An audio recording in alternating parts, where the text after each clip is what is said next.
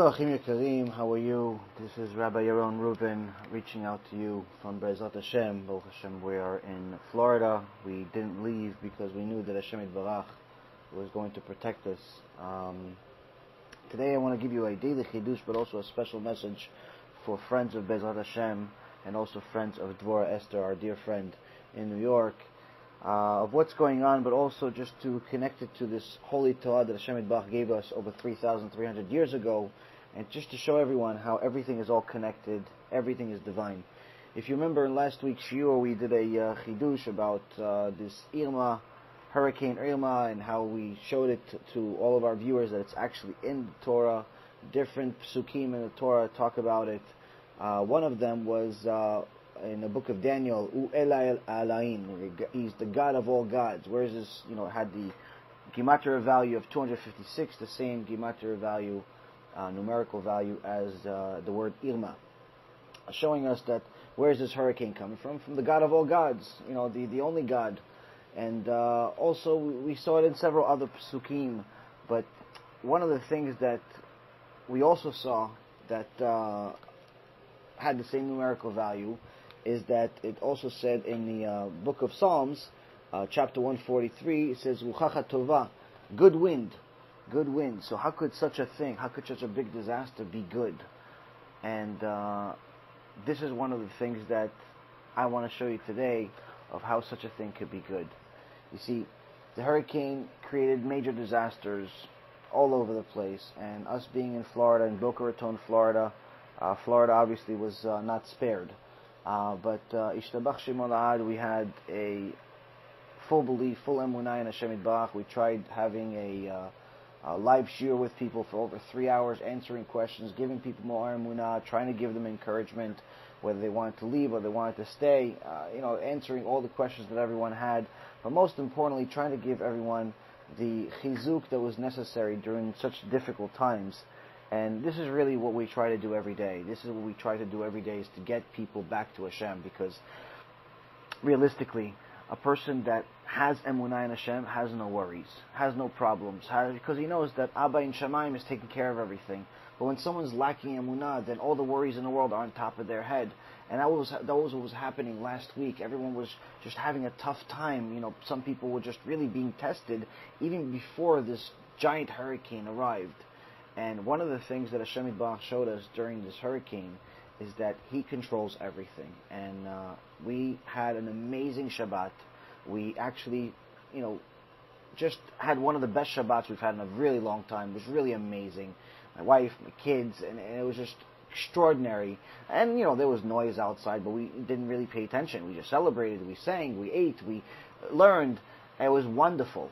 And we continued after Shabbat, and we continued into Sunday, and we didn't leave the house. And I just left the house, just moments ago. I just opened the door, and I saw that there's a huge, giant tree collapse right in front of my house. Like, literally at my door, there's a huge tree that fell. And outside, it's craziness. I mean, there's a bunch of trees down, there's floods everywhere. And I don't watch the news, I don't pay attention to it, so I really just didn't know, aside from a few people sending me information of what's happening outside. I just didn't care, because I knew that Abba in Shamayim was just going to take care of it. And He did. And He showed us that not only can such a thing happen, but He could take care of you even through the craziness that's going on out there. Right now we have Parashat Nitzavim. We have a lot of craziness going on in Am Yisrael. We have a lot of confusion.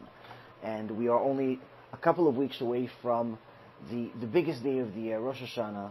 And people are really unprepared.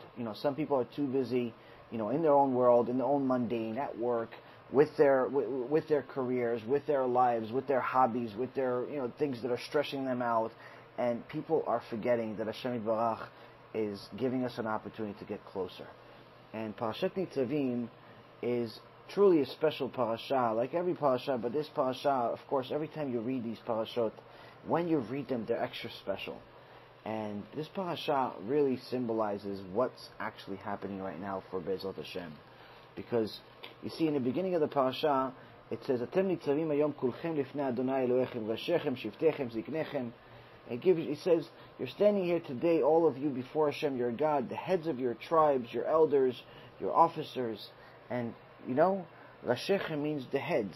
And even though it's referring to the heads of the tribes, meaning the leaders of the people, if you notice, just the last night we released a report of how some of the heads of Am Yisrael actually agreed with what we've been teaching for over a year now in regards to this idolatry that is somehow snuck into Am Yisrael and connected itself to the wigs. And unfortunately, one of the main things that people don't understand is that when it comes to idolatry, there is no heter. So a lot of hair that people put on their heads that comes from real hair has idolatry connected to it. And this is one of the battles we've been fighting for a year, probably 2 years already. And it's truly amazing to have see the siyata d'ishmaya and see that Hashem is taking control here and is really getting some of these major rabbis to wake up and see what we've been saying all along, and hopefully wake up many of these precious souls of Benot Yisrael that don't know that what they think is a mitzvah of putting a wig on their hair is really an avirah, because this real hair is the 98% chance, if not 100% chance of it being sourced from the Indian temples, which is 100% idolatry. And if we move on forward, we see that the next verse says, La'avrecha b'brit Hashem Elohecha u'be'alto. It talks about the brit that Hashem Yitbarach has with Am Yisrael. And this, as many of you know, one of the very popular and very helpful lectures we did just a little over a year and a half ago was a lecture in regards to Pgam Brit. And we've had many chidushim since then that we've talked about Pgam Brit. Unfortunately, one of the most severe sins in all of Judaism that's very rarely spoken about in English language. This again also is mentioned in this parasha of how the brit is so critical. The next thing after that is it talks about just again the same page. It says, "Ki atem yadatem et asher yashavnu be'eretz Mitzrayim ve'et asher avarnu bekerev hagoyim asher avartem v'tir'u et shikutzehem ve'et gilulehem et tzva'even kesef v'zahav asher imadem." He says, For you know how we dwelled in the land of Egypt, and how we passed through the midst of the nations through whom you passed. And you saw their abominations and their detestable idols of wood and stone and silver and gold that were with them. You see here, one of the major battles we've been fighting and continue fighting is the battle against idolatry. And Christianity is the leading idolatry in the world today. There was actually, a story I told in last week's lecture where literally I went to a dentist just to get a root canal recently, and instead of like a normal patient getting a root canal, I was at the counter. My dentist arranged for a missionary to try to missionize on me. Well, obviously he didn't realize who he's dealing with, so he ran away home crying. But the point being here is that what if I didn't know? What if I didn't know anything about Torah? And I was just a typical Jew that just knows who Moshe Rabbeinu is from a movie. And, maybe I keep a mitzvah here and there, but in reality, I didn't know the proofs. These missionaries are everywhere. And this idols of wood and stone, wood representing Christianity and stone, obviously, Islam. This is also in this parasha. But also the idols of kesef v'zahav, the idols of money, of how people are chasing money all day, every day. They're just literally spending their entire lives chasing money and forgetting about God. And that's why when we fast forward to chapter 30 of the same parasha, Parashat Nitzavim, chapter 30, verse 2, V'shavta ad Adonai Elohecha v'shamata bekolo, kekol asher anochi metzavecha hayom ata uvanecha bechol levavecha ubechol nafshecha.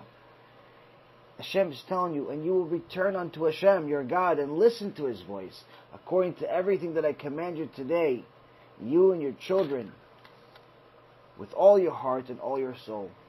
And really this sums up everything that BeEzrat Hashem does. You see, all of these battles that we fight, whether it's the wasting seed, or the idolatry of the wigs, or the idolatry of Christianity, or many of the other things that are out there, these just battles that are out there, all of it we do it for Am Yisrael, all of it we do it to sanctify Hashem's name, and all of it we do for free. It's all funded by precious souls like you that want to partner with Hashem and literally want to get Am Yisrael back. Right now, there are over 80% of Am Yisrael that don't keep Shabbat. Right now, there are over 80% of Am Yisrael that literally don't know who the real God is. They think they know, they feel they know, but they really don't know, because anyone that knew who God was would definitely want to listen to him. And the reality of it is that we have over 1 million kids just in Israel who don't know how to say Kriyat Shema. We have so many Jews, both frum and secular, that just don't know who Abba in Shemayim is, don't know who our Father in heaven is. They don't really know anything. And that's why hurricanes like this get them all shaken up, because they're confused. They think Mother Nature's going to take care of it, whoever that is. They think that they call these hurricanes by names, maybe as if it has a personality. They depend on newscasters, on presidents, on politicians, on stock markets, on everything and anything except God. And BeEzrat Hashem was founded based on a principle that everything has to be with His help. That's why it's called BeEzrat Hashem. Right now, we need as much help as possible from Am Yisrael, so we continue our work, so we continue growing. The movies that we come out with, the application, Baruch Hashem, that's about to come out, and then, it's a 9 months worth of work that we've done. It's about to be released, BeEzrat Hashem, in these coming weeks. A brand new website with features no other website in the world has. It's coming out soon, BeEzrat Hashem, hopefully also within the next week or so. There's at least a handful of movies that are in the pipelines that are coming out very soon. I think one probably later this week. Countless lectures, CDs. We give out over 50,000 free CDs just in the last couple of months. Kiruv packages all over the world. We've literally given out CDs, Kiruv packages, and now also the recent posters for the family, the Gruen family that had Shem Erachem, the kids that got into a car accident. I mean, we had to do something about it. How do we get these kids saved? So we figured, the good idea is to get Am Yisrael to pray for health every day. But, if you ask people just pray for health, maybe they're going to do it, maybe not. So what do? We came out with a brand new poster for yetzer, and we sent out over 5,000 of them all over the country, and actually all over the world, to Brazil, to Europe, to different places all over the world, to get people to give these out in their communities and get Am Yisrael to pray to Hashem in their merit. And these things are helping. Each CD, each poster, each movie, each lecture, each meeting, each phone call, each text message, every one of these things are helping. To such an extent that we had the Siyata Dishmaya to even tell a story about a recent Baal Tshuva that's actually a Marine, a Jewish Marine that's in the middle of war right now and is watching our lectures. All of this is, of course, all Hashem. You have an opportunity to partner with us. We want to continue growing. We want to continue doing. We want to actually open up our own Musar Center, a building where literally all day, from day and night, we teach Musar. We get Am Yisrael to fix their neshama. We get Am Yisrael to work on their emunah. We get Am Yisrael to literally get closer to Hashem the real way, the only way, every single day. So the next time there's a hurricane, we're not worried about the hurricane. We're not worried about the news. We're not worried about anything other than the hand that created it. So I'm asking you today to reach out, take advantage of the opportunity of partnering with us to do Kiruv. Because right now is an opportunity, right before Rosh Hashanah, to do mitzvot. We want to show up to Shamayim on our Judgment Day with something. Yes, sponsoring different parties and different meals and a few different nice things here and there are great. But what if that $1 you donated saved the neshama and got them back to Hashem? What if that $100 got 100 people to get back to Hashem and actually keep Shabbat? What if that $1,000 got another 1,000 of Hashem's children to say Kriyat Shema every single day? Think about it. It's worth a lot more than a Hanukkah party. May Hashem continue to bless you. Again, Thank you, everyone. Thank you to Dvorah Esther. Thank you to HaShem Yitbarach for giving us the opportunity, and also the chidushim that we thought about this morning when we thought about you. Kol Tuv, and we'll speak to you soon.